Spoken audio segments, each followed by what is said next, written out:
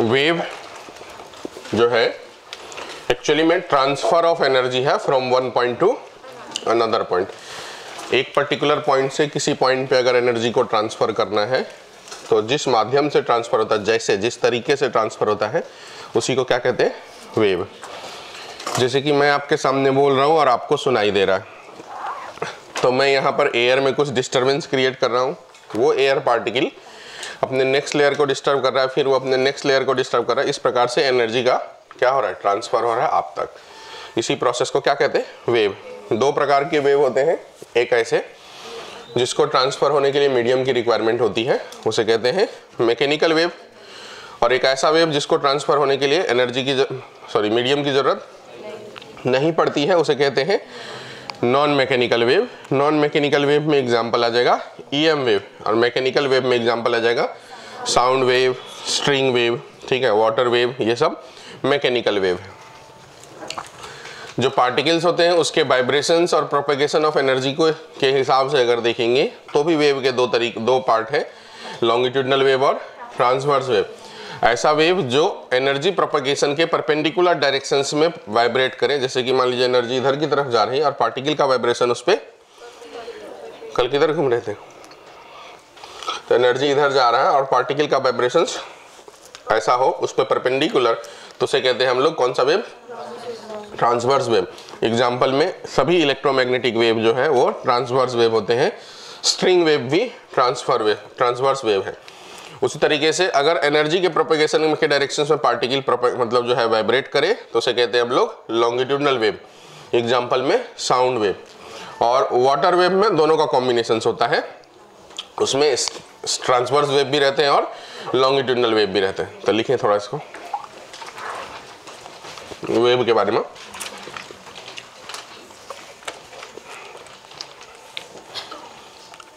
Wave is the transfer of energy from one place to another place.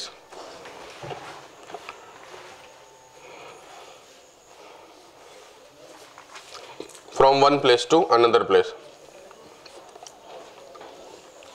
दूसरा point, when a disturbance created at any place, when disturbance created at any place, then the energy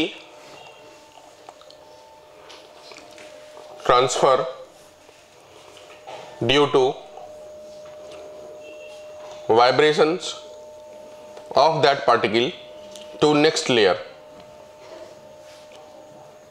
then energy transfer due to vibration of particle to next layer.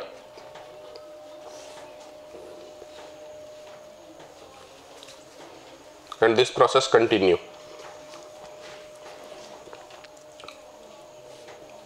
अगला point, on the basis of medium, wave has two type. On the basis of medium, wave has two type. पहला mechanical wave. First में mechanical wave,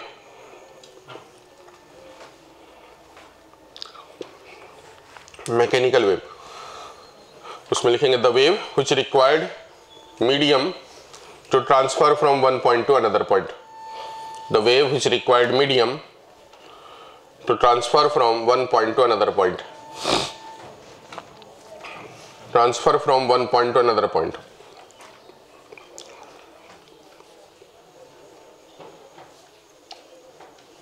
example sound wave, string wave, water wave, air wave etcetera. फिर दूसरा non mechanical wave. Non mechanical wave, the wave which can travel without medium is non-mechanical wave. Example, all electromagnetic wave all electromagnetic wave, all electromagnetic wave, all electromagnetic wave.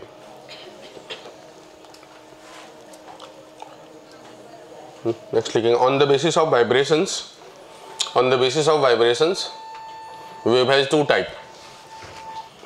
On the basis of vibrations wave has two type. On the basis of vibration wave has two type. पहला longitudinal wave,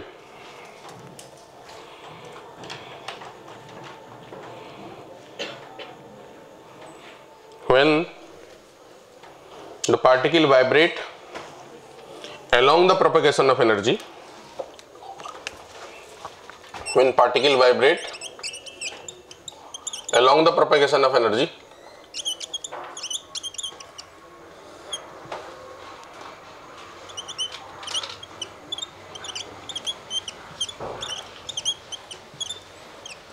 then it is called a longitudinal wave.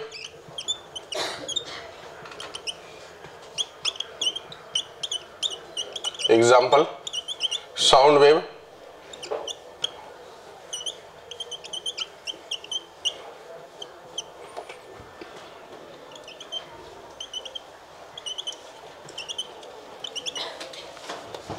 ऐसा diagram बना देंगे. Transverse, अच्छा नहीं, ठीक है.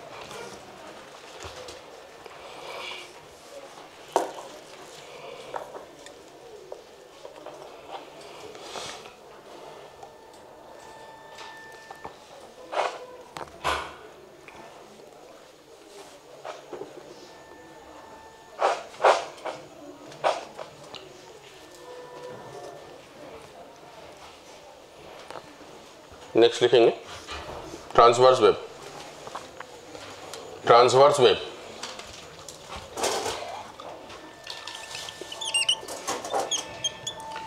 particle vibrate perpendicular to the direction of propagation of energy.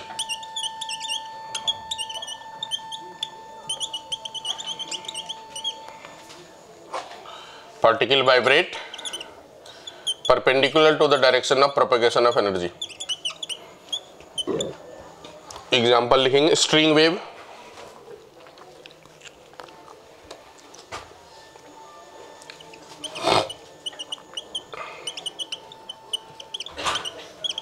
and all EM wave, string wave and all EM wave, all EM wave. ऐसा diagram बना देंगे.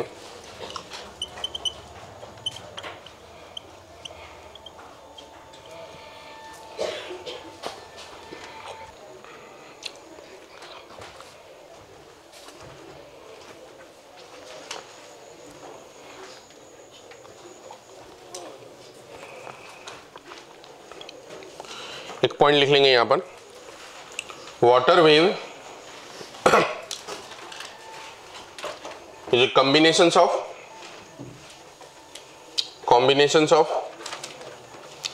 longitudinal and transverse wave, longitudinal and transverse wave.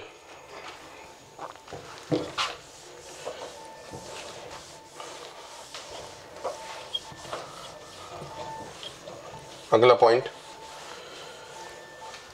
the frequency of wave is the properties of source. The frequency of wave is the properties of source, so it is independent from medium. Frequency of wave is properties of source, so it is independent from medium.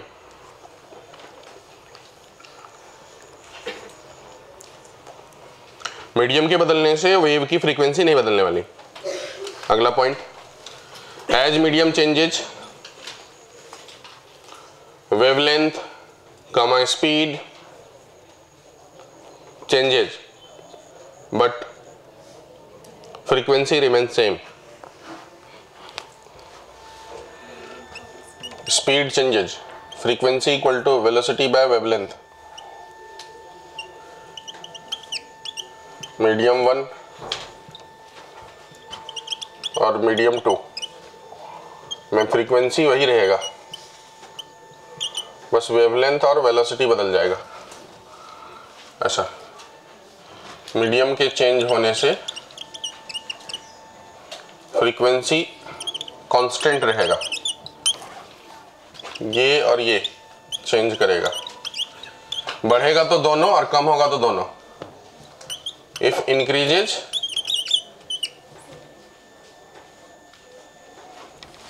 ऐसा, either both increases और both decreases, बढ़ेंगे तो दोनों, कम होंगे तो दोनों, ratio constant रहेगा। Wavelength बढ़ेगा तो वेलोसिटी भी बढ़ेगी, वेवलेंथ कम होगा तो वेलोसिटी भी कम होगी।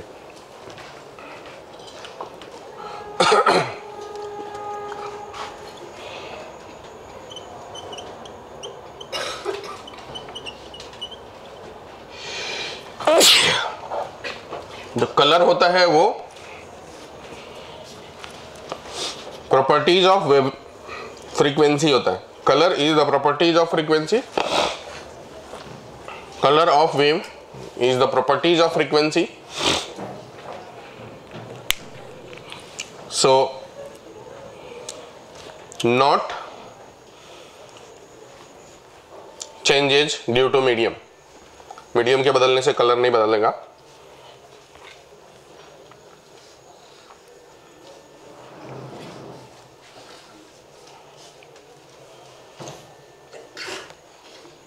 कलर का वेवलेंथ से कोई लेना देना नहीं है, इस बात को भी यहां लिख देंगे।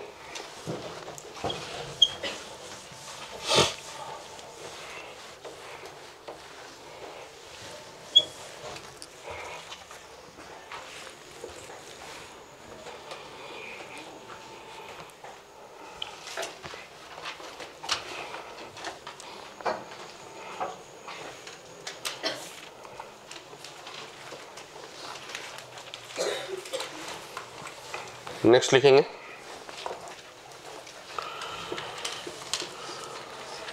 और दो प्रकार के वेव होते हैं, एक होता है प्रोपगेशन प्लेन प्रोग्रेसिव वेव और एक होता है stationary wave.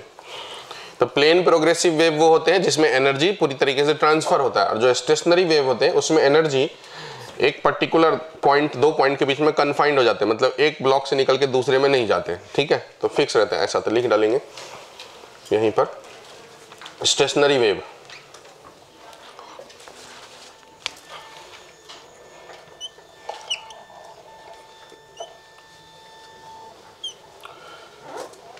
Energy confined between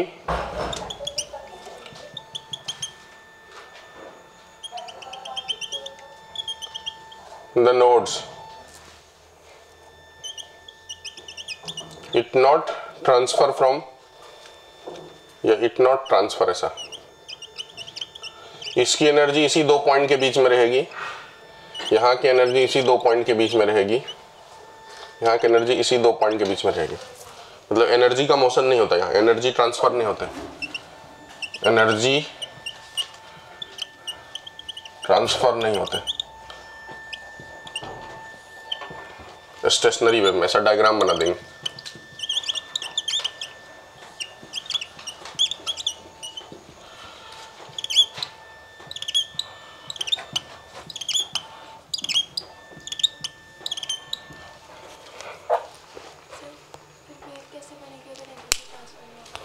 यहां से यहां के बीच में तो एनर्जी ट्रांसफर होते हैं, इस लूप से उस लूप में नहीं जाते, क्योंकि ये वेव बना ही इसलिए कि ये वेव यहां से उधर गया होगा, उसके बाद रिटर्न वेव आता है रिफ्लेक्शंस के बाद। समझेगा जब स्टेशनरी पढ़ेंगे।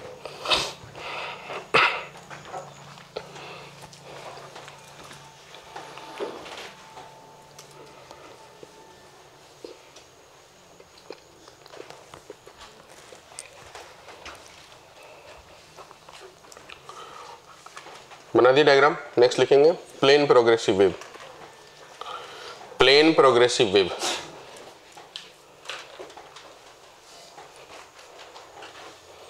प्लेन प्रोग्रेसिव वेव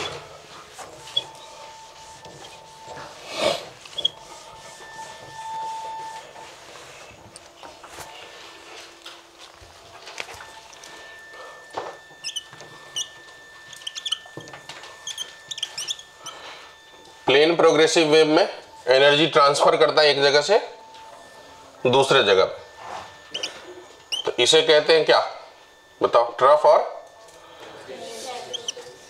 तो ये क्या हुआ? ऐसा ऊपर वाला क्रेस्ट, ट्रफ, ऐसे ही चलता रहेगा। इस प्रोसेस में मान लीजिए वेवलेंथ की बात करेंगे तो यहां से लेकर के यहां तक को लैम्डा बोलेंगे, तो ये वाला क्या हो जाएगा? Lambda by 2।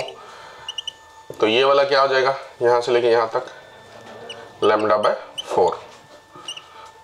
तो लिखेंगे energy travel in the form of crest and trough. Energy travel in the form of crest and trough.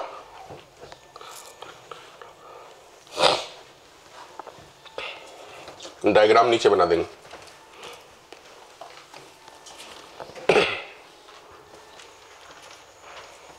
लिख ली? चलिए अब पढ़ना चालू करेंगे। ये तो थ्योरेटिकल बातें हो गई, अब पढ़ेंगे स्ट्रिंग वेव। स्ट्रिंग वेव मतलब plane progressive wave. String wave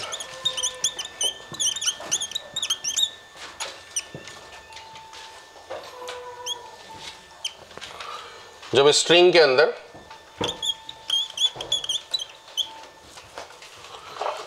जिस जगह में डिस्टरबेंस क्रिएट किया गया उसे कहेंगे सोर्स। तो फिर वेव ऐसे जाएगा। सोर्स को डिस्टर्ब किया गया मतलब ये एक प्रकार का एसएचएम है।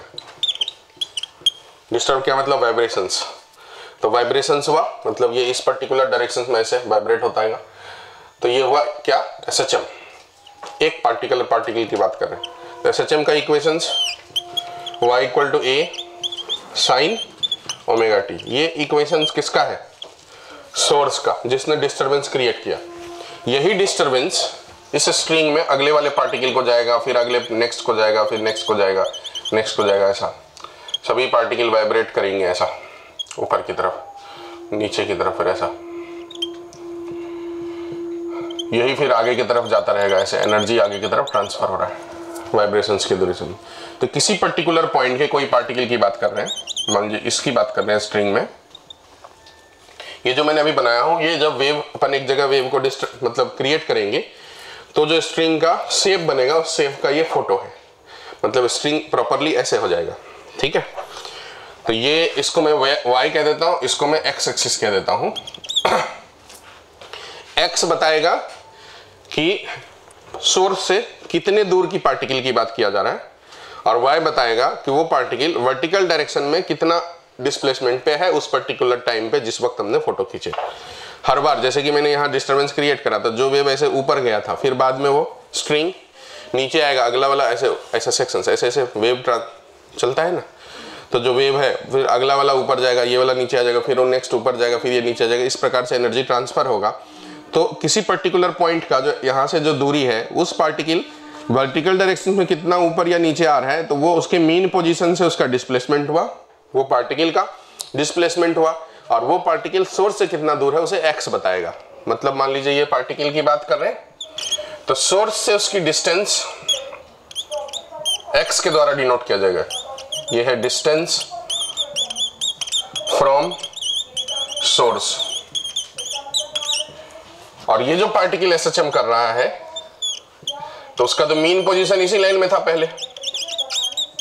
तो उस एसएचएम का जो ये वर्टिकल डिस्प्लेसमेंट है y, ये एसएचएम का डिस्प्लेसमेंट है। मतलब displacement of particle from mean position, उसके मीन पोजीशन से, फ्रॉम इट्स मीन पोजीशन, उसके अपने मीन पोजीशन से उसका वर्टिकल डिस्प्लेसमेंट y है। तो x किस चीज को डिनोट करेगा? पार्टिकल सोर्स से कितना दूर है। और y किस चीज को डिनोट करेगा? y इस बात को डिनोट करेगा कि उसका डिस्प्लेसमेंट मीन पोजीशन से कितना है, बराबर। तो ये पार्टिकल भी तो कुल मिलाकर के एसएचएम ही करना है। ये पार्टिकल अपनी लोकेशन छोड़ के आगे तो नहीं जाएगा। उसी तरीके से कोई भी पार्टिकल अपनी लोकेशन छोड़ करके आगे नहीं जाएगा, अपने ही लोकेशन पे ऊपर या नीचे वाइब्रेट करेगा, अपने ही लोकेशंस पे जो वाइब्रेट करेगा, मतलब किसी भी पर्टिकुलर पार्टिकल के लिए एक्स जो है वो नहीं बदलेगा उस इंस्टेंट पे, बस जो बदलते रहेगा समय के हिसाब से कौन, वाई बदलेगा। ठीक है, मतलब वो भी समझिए कि ये भी एक प्रकार का एसएचएम ही कर रहा है। क्या कर रहा है ये, एसएचएम कर रहा है। अब वेव जो है ना तो सिर्फ इस पार्टिकल को बोलेंगे ना ही सिर्फ इस पार्टिकल को बोलेंगे, इस पूरे कॉम्बिनेशंस में जो हर पार्टिकल मोशन कर रहा है उसका कंबाइंड इफेक्ट को वेव कहते हैं। इसका मतलब यहां से लेकर के मान लीजिए यहां तक के स्ट्रिंग में बहुत सारे पार्टिकल्स होंगे, तो सभी पार्टिकल क्या कर रहे हैं, एसएचएम कर रहे हैं, बराबर। तो इसका मतलब वेव जो है वो कॉम्बिनेशंस ऑफ इनफाइनाइट एसएचएम हुआ, कॉम्बिनेशंस ऑफ इनफाइनाइट एसएचएम हुआ। ठीक है, अब हमको इस पार्टिकल का इक्वेशन या वेव का इक्वेशंस लिखना है, तो वेव का इक्वेशंस मतलब एक ऐसा इक्वेशंस लिखना है जो हमको हर पार्टिकल का, स्ट्रिंग पे रहने वाले सभी पार्टिकल का इंफॉर्मेशन दे सके और सभी वक्त में इंफॉर्मेशन दे सके, ऐसा इक्वेशंस को हम वेव का इक्वेशंस बोलेंगे, बराबर। और हमको पता है कि हर इंडिविजुअल पार्टिकल को अगर देखेंगे तो सभी के सभी क्या कर रहे हैं, एसएचएम कर रहे हैं। तो अगर हमको इस पार्टिकल के बारे में लिखना है तो इस पार्टिकल के बारे में जो हम लोग लिखेंगे तो वो भी एसएचएम ही कर रहा है, जिसका एम्पलीट्यूड ए हो सकता है, ए साइन ओमेगा, बस जो वेरिएबल सबके जो करने का जो समय है वो अलग अलग होगा। जो हम मान लीजिए हमने यहाँ पर स्ट्रिंग में डिस्टरबेंस क्रिएट करे तो जो वेव इस जगह है तो इस जगह के पार्टिकल ऑसिलेट हो रहे हैं, तो आखिरी एंड में जो स्ट्रिंग का पॉइंट है वो अभी ऑसिलेशन में नहीं है। इसके बाद ये नेक्स्ट लेयर वाले जो स्ट्रिंग है वो ऑसिलेट होंगे, उसके बाद अगले लेयर वाले स्ट्रिंग ऑसिलेट होंगे, उसके बाद अगले लेयर वाले स्ट्रिंग ऑसिलेट होंगे। तो अलग अलग समय पे सब ऑसिलेट हो रहे हैं, मतलब सबका टाइम एक साथ सेम नहीं है। तो उस पर्टिकुलर पार्टिकल कब, ये पर्टिकुलर पार्टिकल कब ऑसिलेट करेगा, जब यहां से वेव चल करके वहां आएगा तब उसमें एनर्जी आएगा, तब वो ऑसिलेशन करेगा। इसी प्रकार से ये पार्टिकल आगे की तरफ जब वेव को भेजेगा तो यहाँ का पार्टिकल तब ऑसिलेट करेगा जब वहां पर एनर्जी पहुंचा, मतलब जब हमने सोर्स पे डिस्टरबेंस क्रिएट करे उस डिस्टरबेंस को इस पार्टिकल तक पहुंचने में कुछ समय लगेगा। तो सोर्स जिस वक्त एसएचएम कर रहा है उसी वक्त सभी पार्टिकल स्ट्रिंग का एसएचएम नहीं कर रहा है। स्ट्रिंग के सभी पार्टिकल एसएचएम करेंगे लेकिन सबके करने का समय अपना अपना वक्त अपना अपना चुनेगा वो। ठीक है, मतलब कब वक्त आएगा उसका, जब वहां पर एनर्जी पहुंच जाएगा। तो यहां से एनर्जी को पहुंचने में कुछ समय तो लगेगा।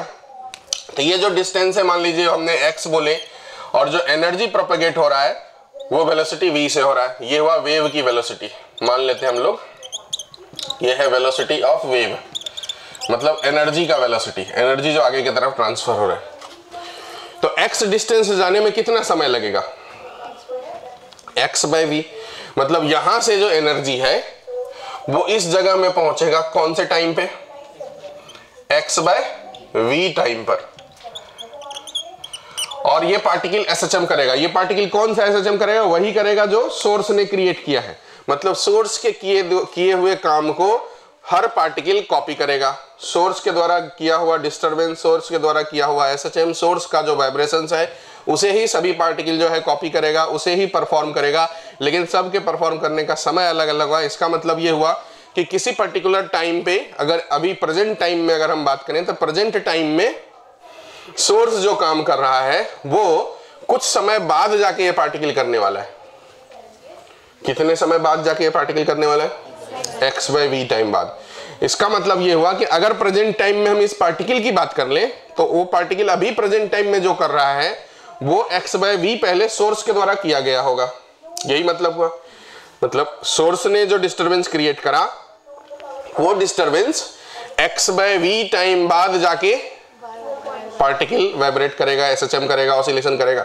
तो अगर आप प्रेजेंट टाइम को सोर्स से देखो तो आपको यह समझ में आएगा कि सोर्स के पास जितनी भी फेनोमेना इस वक्त हो रही है वही फेनोमेना उस पर्टिकुलर पार्टिकल को कितने देर बाद जाके करना है, x बाय v। मान लेते हैं x बाय v की वैल्यू 1 घंटे है।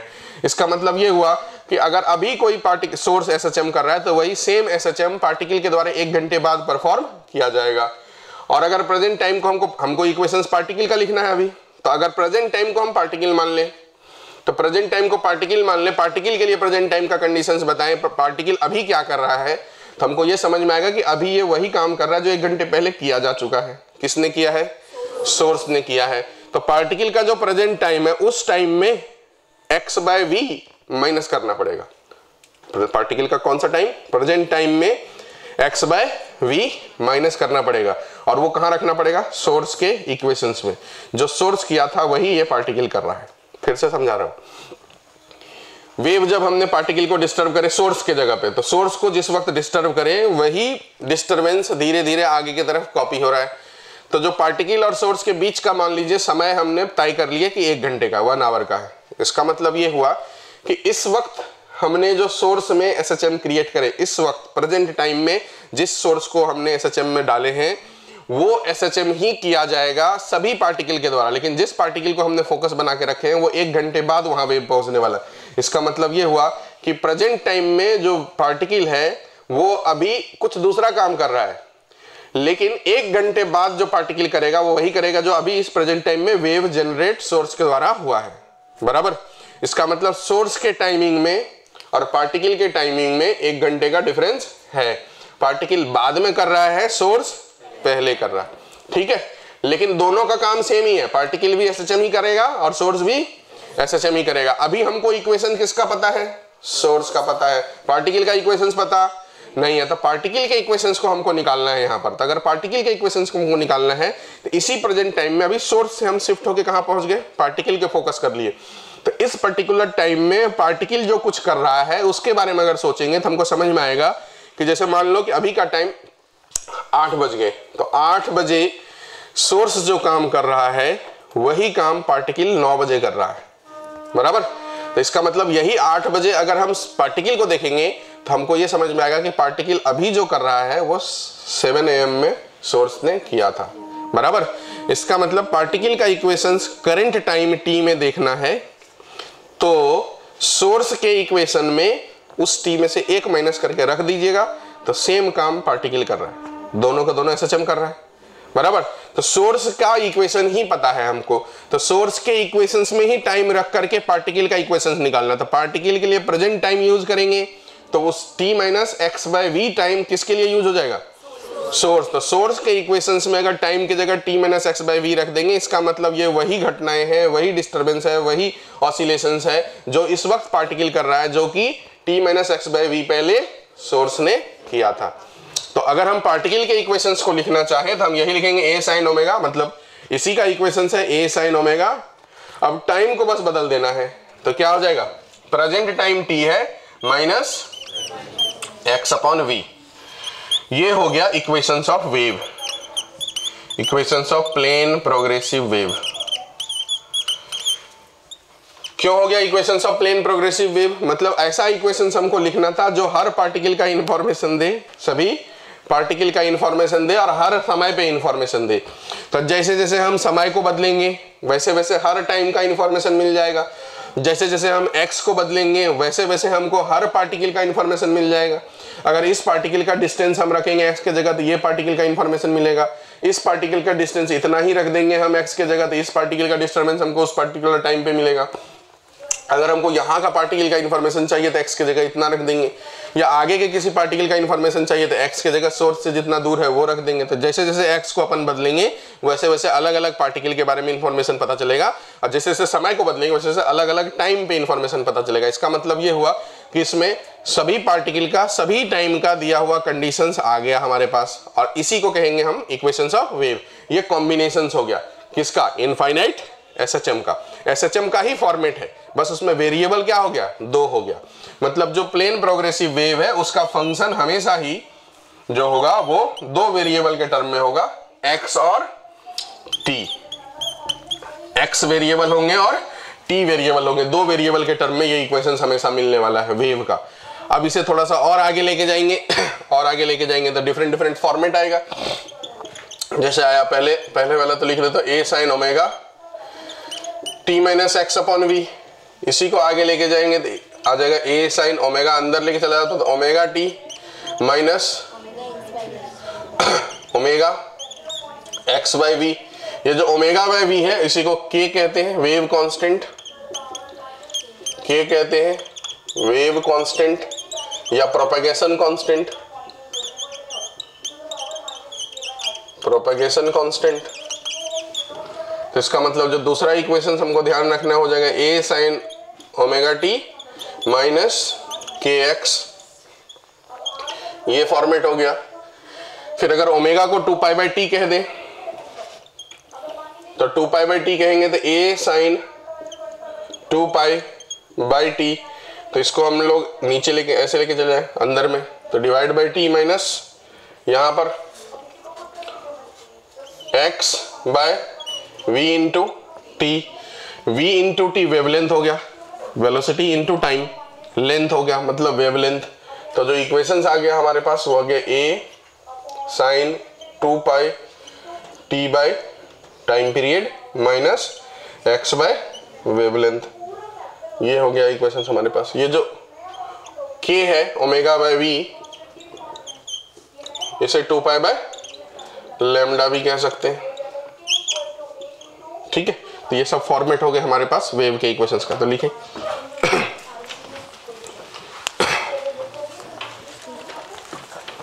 नहीं, कुछ लिखना नहीं, एक ही पॉइंट लिख देंगे। Wave is a combination of infinite SHM.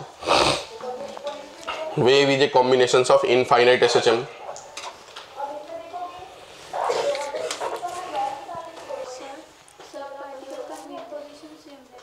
सब पार्टिकल का मीन पोजीशन स्ट्रिंग का जो पहले का लेवल था वही, सभी का मीन पोजीशन यही है, इसी लाइन पे।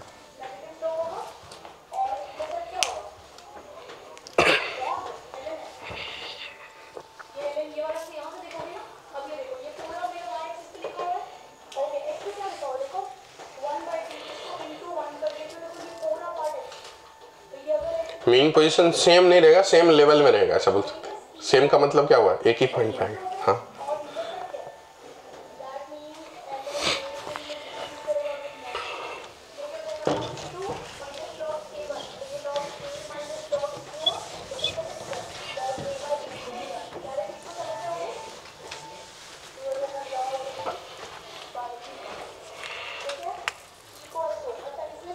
अब इस तीनों फॉर्मेट पे सवाल आ सकते हैं, एक दो क्वेश्चंस करके देता हूं।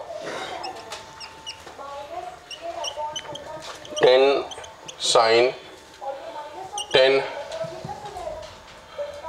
4 टी माइनस 3 बाय वी, या फिर ऐसा x बाय 5। सभी में क्या निकालना है, find amplitude, omega, frequency, time period, velocity, wavelength, k, और कुछ बच गया नहीं।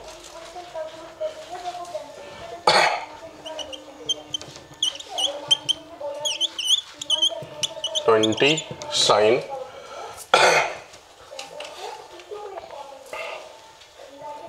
100t माइनस 4x,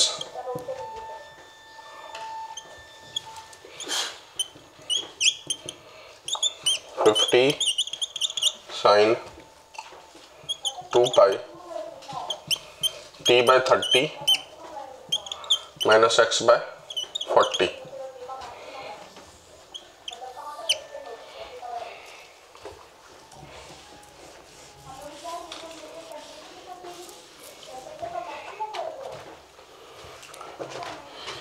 ये जो पूरा टर्म है इसे फेज कहते हैं। फेज का मतलब एंगल।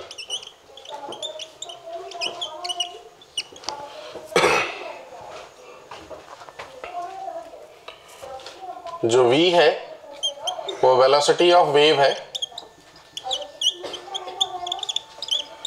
इसके लिए हमेशा फॉर्मूला आता है coefficient of t by coefficient of x।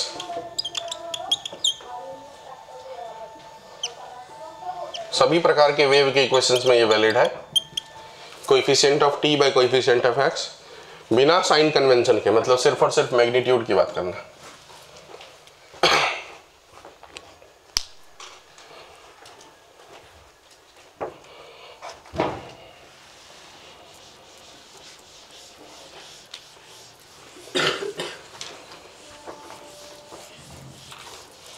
Compare करके सभी आंसर लिखने कि मैं लिख के बताऊं।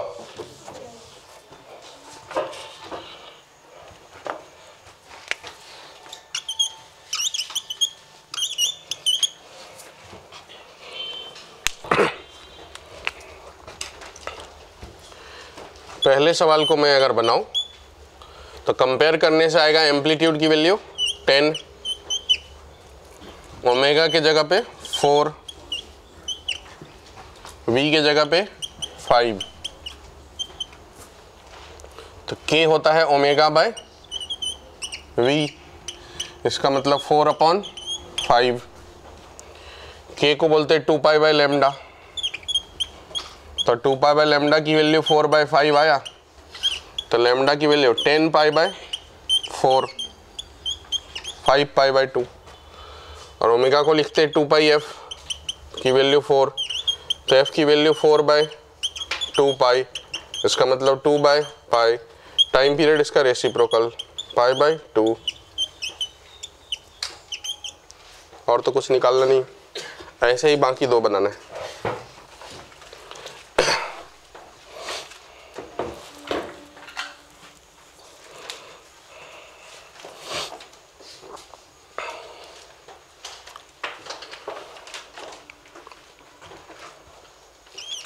सेकेंड नंबर को अगर हम पर्टिकुलर फॉर्मेट, तो ये हो गया omega t minus k x से रिलेट हो गया, तो यहाँ से a की वैल्यू 20, ओमेगा की वैल्यू 100, k की वैल्यू 4, ओमेगा बोले तो 2 पाई f, तो यहाँ से फ्रीक्वेंसी की वैल्यू हो जाएगा 100/2 पाई, तो 50/पाई,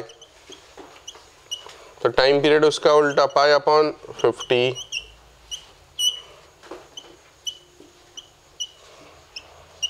वेलोसिटी निकालना तो coefficient of t by coefficient of x, तो 100/4, 25। अब हमको निकालना है लेमडा, तो इसी को कर देंगे 2 पाई बाय लेमडा के बराबर, तो लेमडा आ जाएगा 2 पाई बाय 4, मतलब π/2।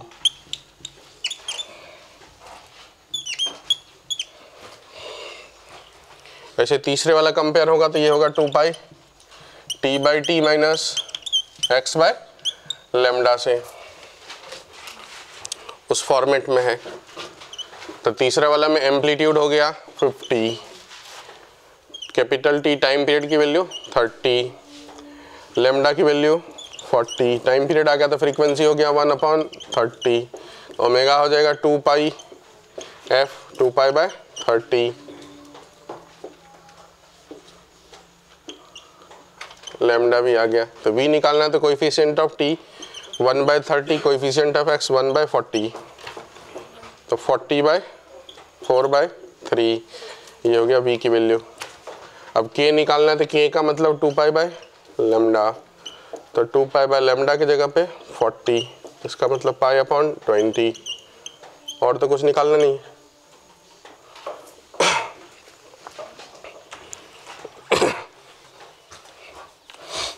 ये रिस्पेक्टिव फॉर्मेट से कंपेयर करके आंसर देने।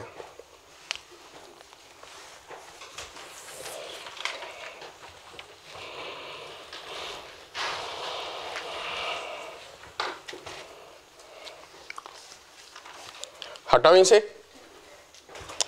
अब इसमें एक सवाल आता है डायरेक्शन का, कि पॉजिटिव एक्स की तरफ जा रहा है कि नेगेटिव एक्स की तरफ जा रहा है। तो इसमें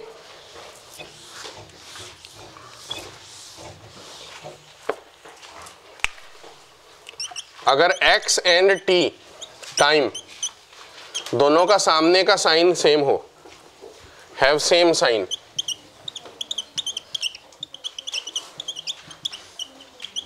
हैव सेम साइन मतलब दोनों माइनस में हो या फिर दोनों प्लस में हो, तो सेम साइन बोलेंगे। इसमें वेव जाएगा नेगेटिव एक्स की तरफ, नेगेटिव एक्स एक्सिस की तरफ,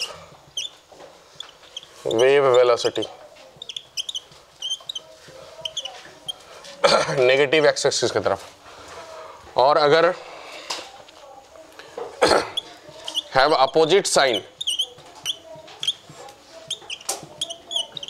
अपोजिट साइन मतलब अगर x पॉजिटिव में हो तो t नेगेटिव होना चाहिए, या फिर x नेगेटिव हो तो t पॉजिटिव होना चाहिए, ऐसा अपोजिट साइन। तो इसमें जो वेव वेलोसिटी है, वेव का प्रोपेगेशन, ये जाएगा, इसका डायरेक्शन पॉजिटिव एक्स एक्सिस की तरफ होते हैं। तो ये बात भी लिख लेंगे, direction of propagation. Positive x axis की तरफ मतलब ऐसा और नेगेटिव एक्स एक्सिस का मतलब ऐसा।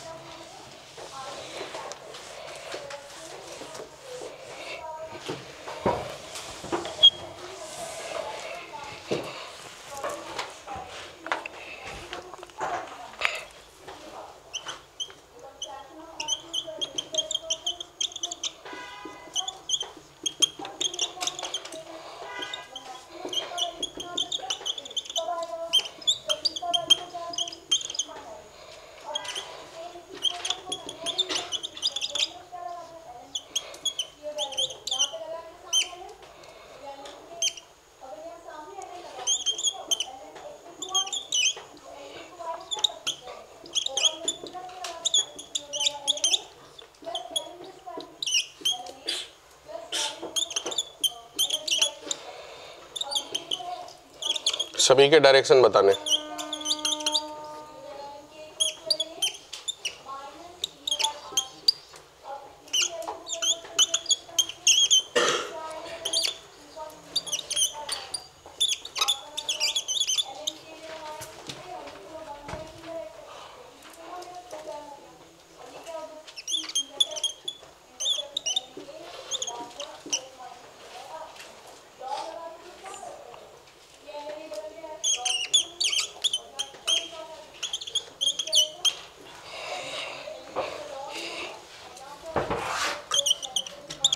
डायरेक्शन ऑफ वेव,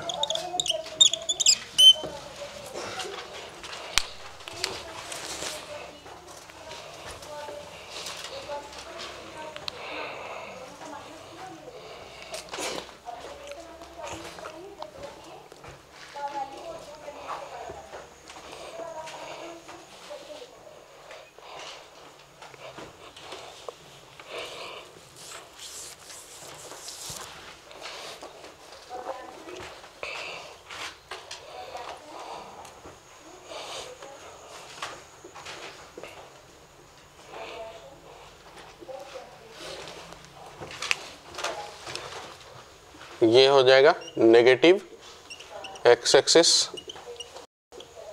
ये हो जाएगा पॉजिटिव एक्स एक्सिस, ये हो जाएंगे नेगेटिव एक्स एक्सिस, ये हो जाएंगे नेगेटिव एक्स एक्सिस, ये हो जाएंगे पॉजिटिव एक्स एक्सिस, ये हो जाएंगे पॉजिटिव एक्स एक्सिस।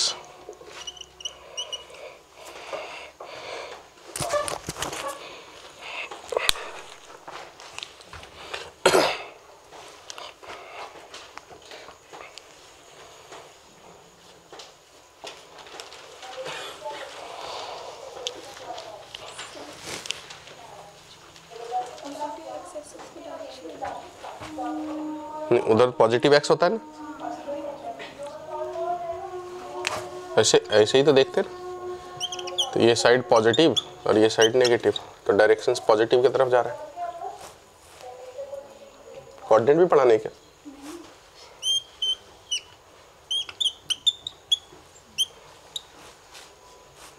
ऊपर वाला पॉजिटिव, नीचे वाला नेगेटिव, ऐसा होता है। ठीक है, नेक्स्ट लिखेंगे वेव वेलोसिटी, पार्टिकल वेलोसिटी। कहाँ लिखे? ऊपर में नेगेटिव लिखे। अच्छा, ये डायग्राम गलत हुआ, बराबर।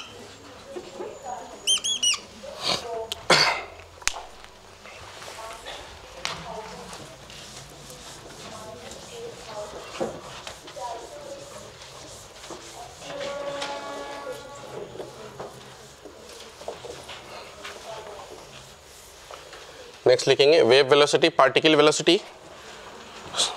Wave velocity, particle velocity, comma slope and differential equations. Wave velocity, particle velocity, comma slope and differential equations.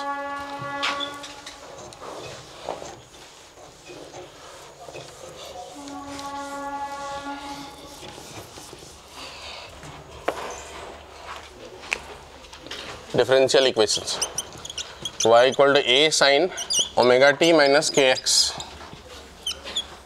मान लीजिए ये है हमारे पास, तो ये है displacement of particle, displacement of particle, और ये जो x है वो है distance of particle from source. अगर पार्टिकल के डिस्प्लेसमेंट को डिफरेंशिएट करेंगे तो वेलोसिटी मिलेगा। तो इसे मैं एक बार डिफरेंशिएट करता हूं विथ रिस्पेक्ट टू टाइम, इसी को कहेंगे particle velocity dy by d T. तो जब इसे डिफरेंशिएट करेंगे तो ओमेगा इधर आ जाएगा, a ओमेगा साइन का differentiation cos omega t minus k x. एक बार इसे और डिफरेंशिएट करूं तो d square y by d t square, ये एक्सेलरेशन आ जाएगा ऑफ पार्टिकल। कॉस का डिफरेंशिएशन माइनस साइन, तो यहां एक माइनस लगा देता हूं, a omega square sine omega t minus k x. ठीक है, अब a sine omega t minus k x को y से आप रिलेट कर सकते हैं, तो आप यहाँ से एक्सेलरेशन ऑफ पार्टिकल फिर SHM जैसा माइनस ओमेगा स्क्वायर y का रिलेशंस भी देख सकते हैं। ये हुआ डबल डिफरेंशिएशन। ये सब मैंने टाइम के रिस्पेक्ट में डिफरेंशिएट किया। अब अगर इसी इक्वेशंस को with respect to x differentiate करूँ, ये जो डिफरेंशिएशन है वो सब के सब with respect to time differentiate किया, तो पहला आएगा dy बाई डी एक्स, इसे ग्रेडियंट कहते या इसे स्लोप कहते, m से डिनोट करते, ग्रेडियंट या फिर स्लोप। तो with respect to x differentiate करेंगे तो x का जो कोएफिशिएंट है वो सामने आएगा, मतलब माइनस के सामने आएगा, साइन का डिफरेंशिएशन कॉस, तो ये हो जाएगा माइनस a के साइन का cos omega t minus k x. ये हो गया dy बाई डी एक्स। एक बार और अगर डिफरेंशिएट करेंगे तो d square y by d x square आएगा, कॉस का डिफरेंशिएशन माइनस, तो यहाँ प्लस हो जाएगा, और यहाँ माइनस के एक्स का फिर से एक माइनस आएगा, तो कुल मिला करके माइनस a के square sine omega t minus k x. इसको मैं इक्वेशन 1 कहता हूँ, इसको 2 कहता हूँ, इसको 3 और इसको 4। अगर आप ध्यान से देखेंगे 1 और 3 को, तो देखिए ध्यान से, यहाँ पर a omega cos omega t minus k x है, यहाँ पर माइनस a के cos omega t minus k x है, दोनों जगह कॉस सेम है, तो डिवाइड कर देता हूँ मैं 1 को 3 से। तो जैसे मैं 1 को 3 से करूँगा तो लेफ्ट साइड में हो जाएगा पार्टिकल वेलोसिटी बाय स्लोप का रेशियो, राइट साइड में देखेंगे cos omega t minus k x cancel, a और a भी कैंसल, ऊपर में ओमेगा, नीचे में माइनस के, बराबर ओमेगा बाई के को क्या कहते हैं, ओमेगा बाई के v है, बराबर। तो ये हुआ कि velocity of particle equal to negative sign into slope into velocity of wave. ये रिलेशन हो गया पार्टिकल वेलोसिटी और वेव वेलोसिटी में। ये है पार्टिकल वेलोसिटी,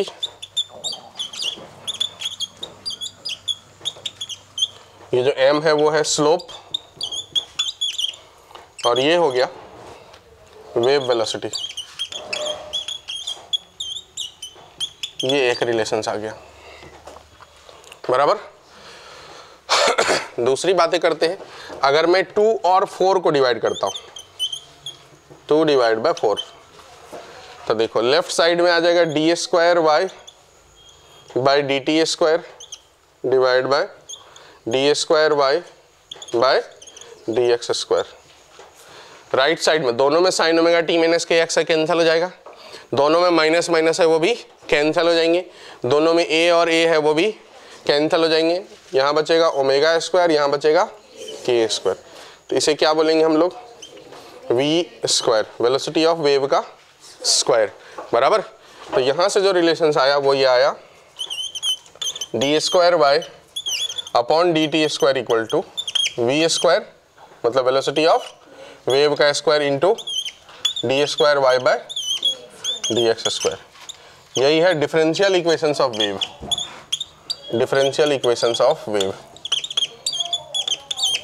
मतलब इस फॉर्मेट में अगर चीजें दिखेगा तो यहाँ जो टर्म आएगा वो क्या रहेगा, वेलोसिटी ऑफ वेव का स्क्वायर।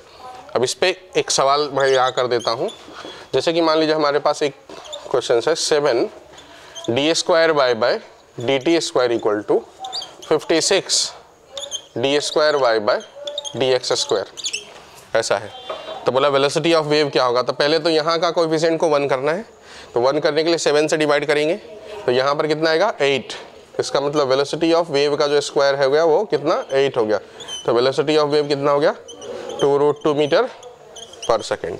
ठीक है, तो ये फॉर्मेट से अपन को वेलोसिटी ऑफ वेव बोला जाएगा निकालने के लिए। हमेशा ध्यान रखना वेलोसिटी किसके तरफ रहेगा, एक्स वाले डिफरेंशिएशन के तरफ रहेगा, बराबर, टी वाले के तरफ नहीं रहेगा। टी वाले के कोफिशिएंट 1 करना है।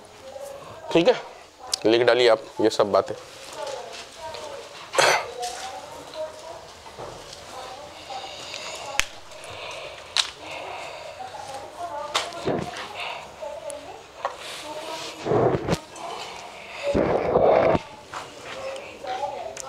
ये सब इक्वेशंस वगैरह ध्यान नहीं रखना है, जो इम्पोर्टेंट बात है ध्यान रखने वाला वो ये है और ये है।